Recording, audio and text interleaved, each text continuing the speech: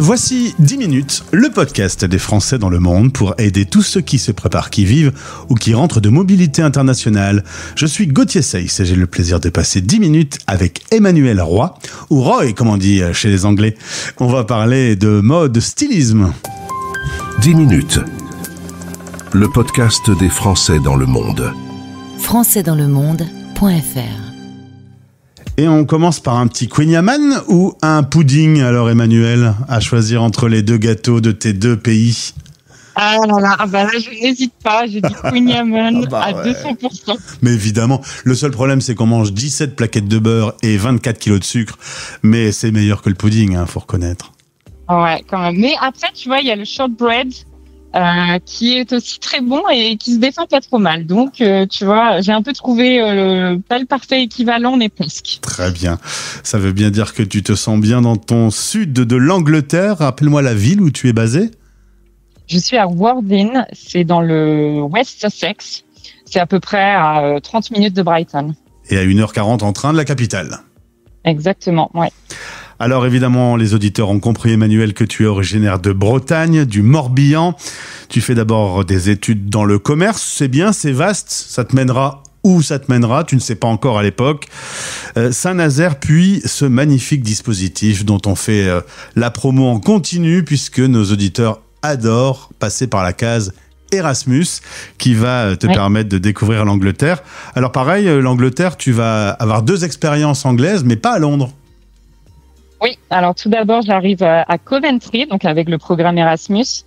Et en fait, c'est une ville, pas si petite, mais pas si grande non plus, mais majoritairement universitaire. Donc, pour 1 an d'études, mais avec beaucoup d'étudiants européens, donc c'est assez festif. C'est ça. Alors, on va dire que, pour résumer, il y a eu les études et pas mal de house party aussi, Voilà, c'est ça. C'est l'âge, c'est normal. Voilà. Et puis ensuite, tu vas passer 1 an à Brighton. Birmingham. Birmingham. 1 an à Birmingham. Ouais. Là, c'est pour un master. Donc là, c'était plus du tout dans le cadre Erasmus. C'était en petite étudiante indépendante. Et j'ai voulu finalement, en fait, j'ai terminé mon cursus universitaire en Angleterre parce que c'était 1 an de master. Comme j'en avais un peu marre, ça m'allait bien plutôt que 2 ans de master français. Retour à Paris pendant 3 ans. Tu vas bosser dans le commerce international. Et puis, il y a l'amour qui va t'emmener à nouveau à poser tes valises en Angleterre. Tu y retournes en 2015 puisque tu avais rencontré quelqu'un là-bas. Et puis, vous vous êtes séparés, mais finalement, vous vous aimiez encore. Vous vous retrouvez. Et puis, derrière, mariage. Et aujourd'hui, une petite fille de 6 ans. On va dire que ça s'est plutôt bien passé. Voilà, c'est ça, t'as tout compris. Et puis finalement, moi, j'étais contente aussi. On s'est posé la question de se dire, est-ce qu'on construit notre vie de famille, notre vie de couple d'abord en France ou en Angleterre. Et puis finalement, Londres est tout de suite arrivé comme l'option la plus plausible pour nous deux. Et puis moi, ça m'allait très bien. Alors tu aimes pas mal la mode, ça t'intéresse. Et puis quand on se promène dans les rues de Londres, la mode, on la voit, elle est sous nos yeux. Elle est même peut-être plus plurielle, plus variée que quand on se promène dans les rues de Paris. Oui, quand même, ouais. J'aime bien me balader dans les rues de Londres parce que justement, en fait, on voit vraiment de tous les styles. Et je trouve que les Anglais et les Anglaises ont vraiment n'ont pas peur d'exprimer leur personnalité à travers leurs vêtements et ça donne de superbes outfits comme on dit, des belles tenues et ouais, franchement, je trouve que c'est une belle source de créativité et d'inspiration. Les Anglaises et les Anglais ou les Londoniens et les Londoniennes? Bonne question. Écoute, ouais, peut-être. Alors, je pense que encore une fois, il y a toujours un peu un décalage entre les grandes villes et puis les villes un petit peu plus petites en province. Donc oui, je pense que Londres est quand même au summum de tout ce qui est créativité. Et puis au final, ça reste une capitale de mode, comme Paris, avec un style différent, mais quand même une capitale de mode. On se disait peut-être qu'on s'affirme plus facilement et qu'on est peut-être plus soi-même avec des vêtements peut-être plus extravagants quand on est londonien. Ouais, je pense que en fait, ils n'ont pas peur d'oser et puis d'oser exprimer qui ils sont à travers le vêtement. Et puis après, il y a aussi, alors moi c'est un peu mon analyse personnelle, mais ça n'engage que moi. Mais comme ils portent l'uniforme à l'école, tu vois, je me dis peut-être qu'en fait c'est aussi dès qu'ils ont fini l'école, en fait, s'exprimer vraiment qui ils sont exactement, parce que finalement l'uniforme ça a ses avantages, hein, mais c'est vrai que du coup on est un petit peu on est plus dans les normes en fait. Et aujourd'hui, les Anglais, avec le Brexit, tu as grandi dans ce pays finalement depuis quelques années. Est-ce que tu as senti un pays qui a changé ? Oui, quand même. Ouais, je pense que, souvent en fait, on se rend compte que s'ils pouvaient revoter, je pense que le résultat du vote serait différent aujourd'hui. Et puis, oui, je pense que quand même, ça amène. On se rend compte finalement qu'il y avait du bon d'être lié à l'Europe sur plusieurs aspects. Oui. Alors tu vas faire l'école ESR. On a interviewé d'ailleurs Julie qui à l'époque était la fondatrice de ESR, et derrière tu vas monter ton propre business. Je donne l'adresse aux auditeurs: Emmanuel au pluriel -styliste avec un e.com. Depuis un an, tu proposes tes services de styliste 100% digital. Alors là, nos auditrices qui nous écoutent à travers le monde, puisque tu as des clientes qui sont en Angleterre, qui sont françaises ou anglais, mais également à travers le monde, c'est magique, hein, la visio, on peut faire plein de choses. Hein.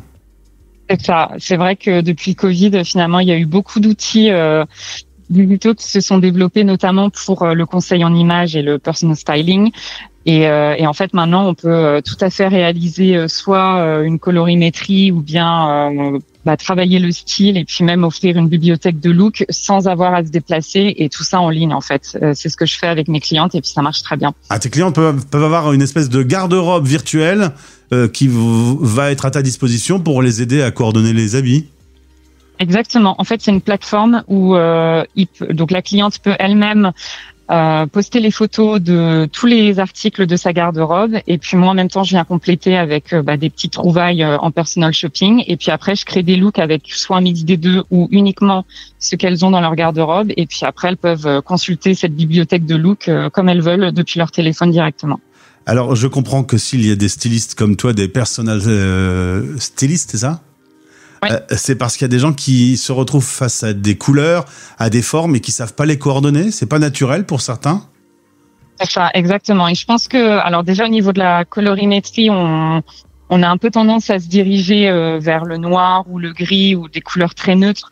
Alors aussi à cause des choix dans les magasins, parce que malheureusement c'est pas très varié en termes de couleurs, alors qu'en fait on peut tout le monde en fait peut porter de la couleur, il suffit juste de trouver la bonne tonalité, la bonne teinte, et c'est justement ce que j'analyse avec la colorimétrie. Et puis après pareil pour s'habiller en fonction de sa morphologie ou de son style, en fait, de sa personnalité, de son style de vie, parce que je vais pas conseiller la même chose à une jeune femme qui vient d'avoir un petit bébé plutôt qu'à une femme qui travaille à la City à Londres, par exemple. Donc le style de vie aussi importe. Et puis voilà, il faut trouver un look et puis un style qui nous convient, et surtout qui soit aligné avec notre personne et qui on est en fait. Avec 3 millions d'auditeurs chaque mois, on a à peu près du coup la moitié qui sont des femmes qui nous écoutent au moment où cette interview est diffusée. Dans le monde, il y a des différences de style, de couleurs. Il y a des couleurs qui se portent pas. Il y a une culture de l'habit qui varie selon les continents. Oui, je pense que culturellement, il va y avoir des habitudes dans certains pays plutôt que d'autres. Et puis après, il y a alors au niveau des couleurs aussi, ouais, je pense que déjà rien qu'au niveau de la signification des couleurs, c'est vrai que dans certains pays, la couleur du deuil c'est le noir, alors que dans d'autres ça va être le blanc. Donc c'est vrai que chaque pays aussi et chaque culture en fait a ses habitudes, et puis après oui vient le style aussi. Donc c'est vrai qu'il faut s'adapter à la personnalité, mais aussi selon l'origine de la personne, il va aussi avoir un côté culturel à prendre en compte. Il faut intégrer tous ces paramètres. Alors on va rester plutôt en Europe. On a les tendances de 2025 aujourd'hui. Est-ce que la couleur, par exemple, j'ai l'impression qu'elle est un peu de retour? Un petit peu. Alors c'est vrai que Là, pas plus tard que ce matin, j'étais justement en train de préparer ma prochaine newsletter où je trouvais qu'il y avait beaucoup trop de gris et de noir. Mais il y a beaucoup de rose. Le rose est de retour en force là, justement cette saison, et donc ça fait du bien. En plus, le rose, c'est quand même une couleur que beaucoup de femmes peuvent porter. Et puis après, il suffit de trouver la bonne teinte, mais en général, c'est assez facile à trouver. Et il y a le léopard aussi qui est en gros comeback là cette saison. Et puis après, il y a le bleu denim aussi où il y a beaucoup le total look denim qui est hyper tendance en ce moment. Et puis bon, après avec le retour de l'automne, il y a eu le bordeaux et le marron qui sont revenus aussi. Donc en tout cas, ça fait du bien de ne pas voir du noir et de changer un petit peu du trop neutre. Est-ce qu'il y a des nouvelles matières? Est-ce qu'il y a des choses qui apparaissent et qui vont renouveler un peu le style? Ou est-ce qu'à l'inverse, il y a des choses qui ne se portent plus du tout?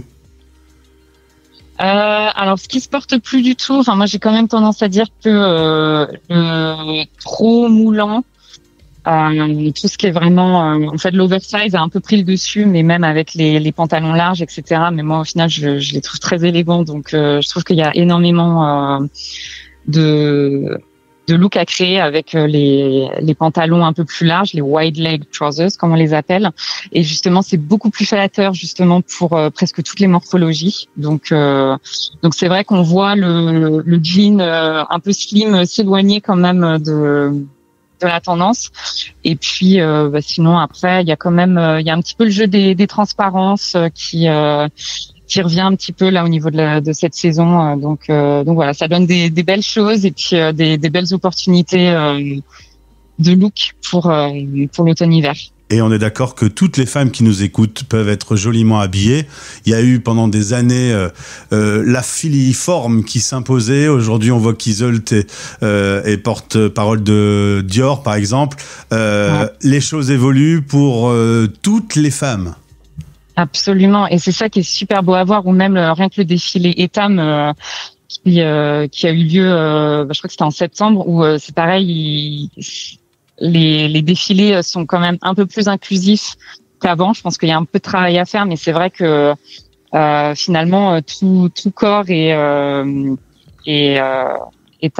beau à porter, et puis il y a vraiment de quoi s'habiller pour tout le monde. Et puis surtout en fait il faut être fier de notre corps, de qui on est et de notre personnalité, et en fait le vêtement vient juste le sublimer, et c'est ça qui est chouette. Et il y a le but du jeu, c'est juste de s'amuser quand même et de prendre plaisir à s'habiller.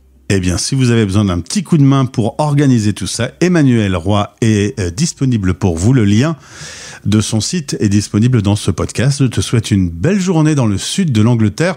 On salue Virginie qui nous a mis en relation, qui est déjà passée sur cette antenne. Du coup, tu t'es mis à écouter plein de podcasts de la radio des Français dans le monde avec plein de copines qui étaient aux quatre coins du monde. Exactement. Donc ouais, on fait un coucou à Virginie, puis à Julie aussi, si elle nous écoute. Et merci à toi, Gauthier. Eh ben, au plaisir de te retrouver. Belle journée. Merci à toi aussi.